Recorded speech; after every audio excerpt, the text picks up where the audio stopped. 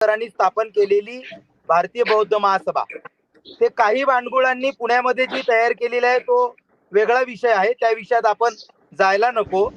पण भारतीय बौद्ध महासभा ही देश लेवलला भारतामध्ये एकच आहे आणि आपलं दुर्दैव हे आहे